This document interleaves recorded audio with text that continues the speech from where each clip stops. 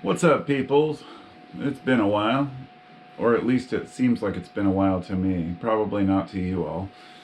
It's sometime in February 16th, I think, 2021. And yeah, it's been about a week since I've uploaded any videos because YouTube gave me a strike on my channel. And I'm not going to sit and complain about that, but rather it triggered something in me to talk about a subject, about censorship, about oppression of the people. And the interesting irony in YouTube shutting down free speech is that it causes people to speak louder.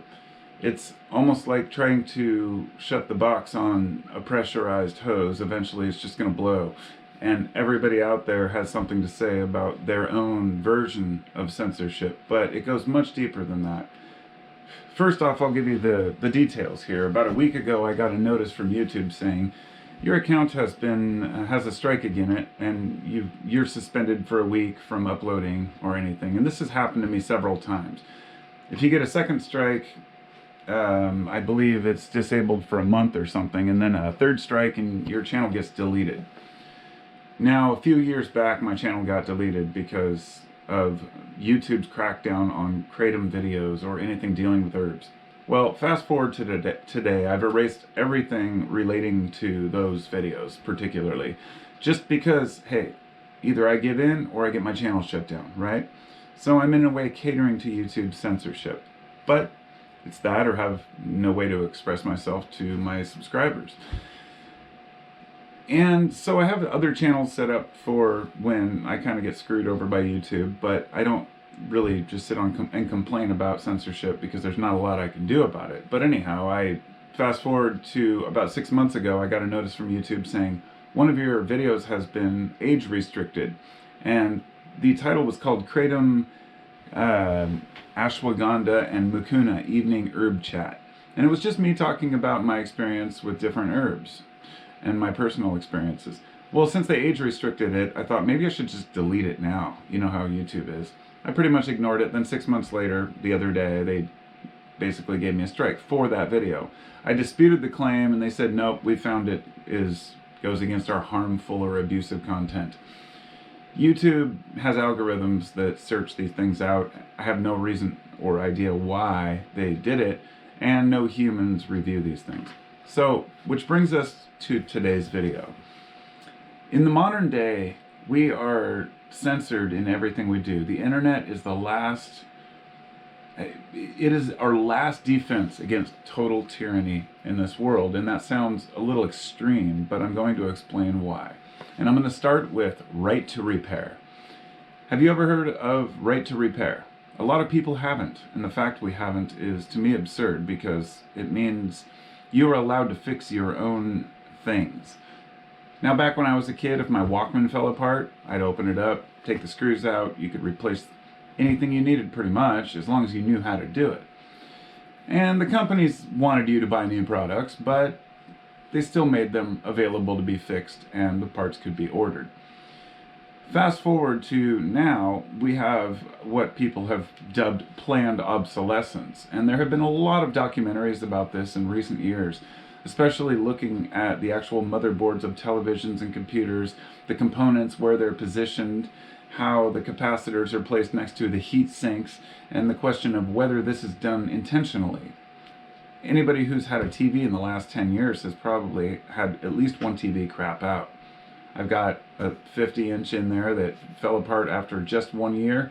I've had several that I've gotten rid of, and I know they can be fixed, but I'm not an electronics guy. Now, the question would be, well, why can't they just put a little higher quality components in there? Because they want the products to fail. Now, a lot of companies are shady, of course, but let's just take one of the prime examples of it, which is Apple. Apple is one of the worst companies when it comes to their offense against people using their software or sharing apps, or, they basically crack down on anything. Well, back in the day, they started putting sealed batteries in their phones, and a lot of customers complained. There were even class action lawsuits against them and other companies for these failed parts. And Apple has always quietly paid people off and hidden this, but they sealed their batteries in their phones on purpose in order to where even your average electronics shop cannot fix these things, to where the warranty is voided the minute you open it. Now, I remember this starting back in the early 2000s. Warranty void if seal broken. Basically, if you don't take it to their repair shop to fix, say, a $300 device, and then you have to pay them $200 just to fix a screen or to replace a battery. Now, the worst part about this is that, for example, the iPhone battery, I don't remember which model it was, but it was designed to go for 400 cycles, which means basically 400 charges. And they expect it to last about 18 months. Knowing damn well that all the components it takes to make a phone are going to be thrown into the landfill or refurbished, but eventually just junked because they're looking to sell new products. Now, one of the worst parts and what made this obvious was after a lot of people had complained and Apple had ignored this, a few years back they started using what you call pentalobe screws, which means it's basically somewhat like a Torx bit. A Torx bit is a 6-pointed star bit, which most people have in their arsenal if they work on electronics or anything else, cars. But this was like a 5-pointed Torx bit with rounded mushroom heads on each one. They made their own proprietary screw in order to even double lock down the battery to make sure people couldn't get it out. Well, along come companies like iFixit. And even one of the main girls who works for iFixit, she used to work for Apple. She's been called a traitor by the company and the people she used to work for working for a company that shows people how to fix their own things, shows them how to take it apart. They even make the screwdrivers that you need. So if a company makes something you can't get into, these guys are there to, make sure you can get into it. I think one of the most frustrating things about this is that I'm a collector of old stereos, receivers, amplifiers, speakers. The quality of the stuff in the past was amazing during the stereo wars, but today most of the stuff that's even somewhat affordable is just total garbage. It's designed to fall apart, but the worst part is that we expect it. But here's the thing. You may be saying, well, that's just phones. People have a choice to get whatever electronics they want. That's their own fault. It affects farmers worse than it even affects the average public. Farmers that work with, say, John Deere and their tractors, the GPS coordinated tractors that allow them to farm in the modern day, if they need to get their tractor repaired, they have to take it to John Deere. They cannot get it fixed on site or have somebody come out and repair it. They want to make sure that they can get you back in. It's like going to the dealership, right?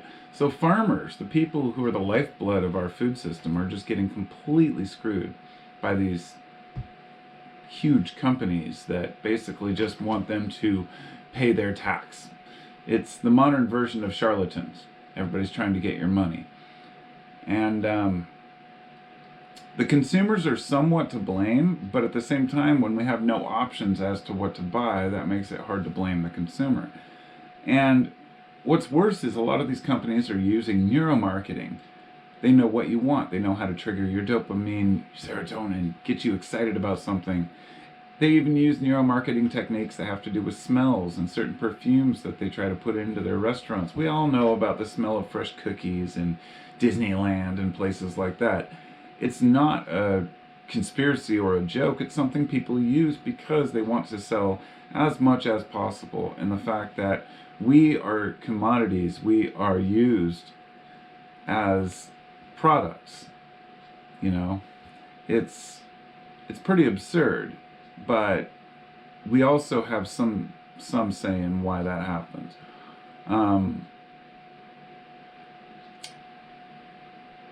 You don't need a good product in today's world.